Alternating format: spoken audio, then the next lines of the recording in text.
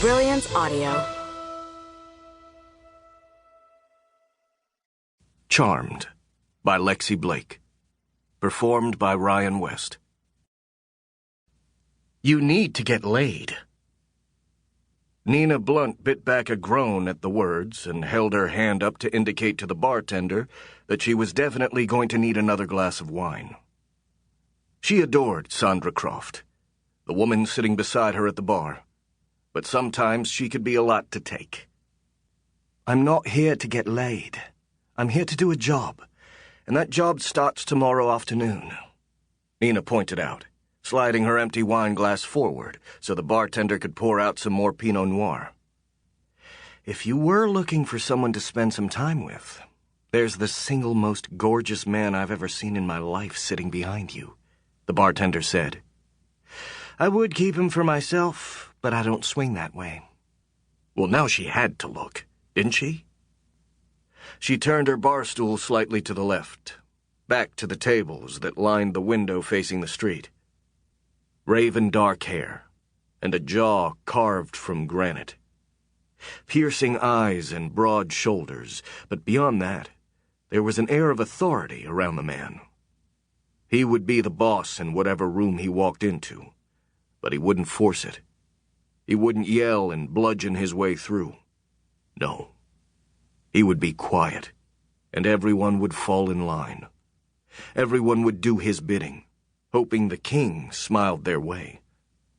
Hoping the king held out his hand and welcomed a commoner to join him. At his table. In his bed.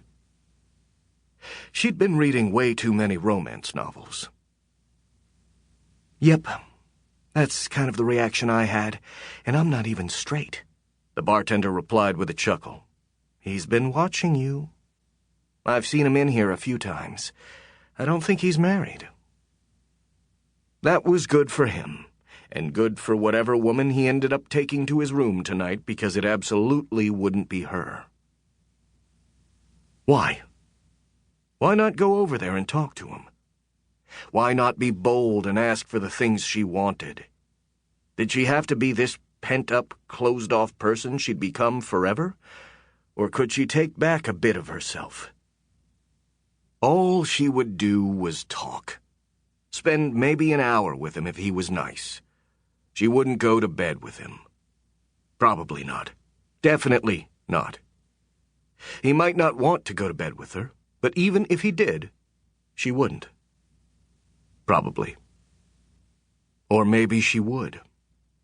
Maybe she would give herself one night off from guilt and worry.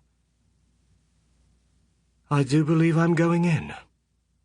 She said the words out loud. Should I take him a drink? The bartender quickly poured out a beer. This is what he's drinking, and I'm here till close if you change your mind and need an easy way out. She picked up both drinks and took a deep breath. It was time to see if she could claim a bit of herself back. J.T. Malone finished off his first beer of the night and turned his attention away from the gorgeous woman sitting with Sandra Croft. Not that Sandra wasn't nice on her own, but the woman next to her at the bar was simply stunning. Moments before, her lips had curled up at something Sandra had said, and her face had gone from lovely to knock-em-out gorgeous. That smile had rocked his world, and that was a bad thing. Because she had to be Nina Blunt, and he was here for work, not play. If he wasn't, he would get up and walk over to the bar and offer to buy her a drink. He would tell her she was the first woman in a very long time to intrigue him.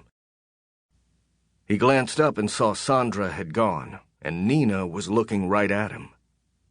She quickly averted her eyes, but not before he saw the look in them, like he was an ice cream cone and she hadn't had a sweet treat in so long.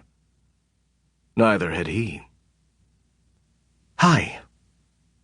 She was standing in front of him, a glass of red wine in one hand and a beer in the other.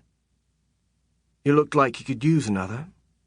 Please tell me if I'm intruding.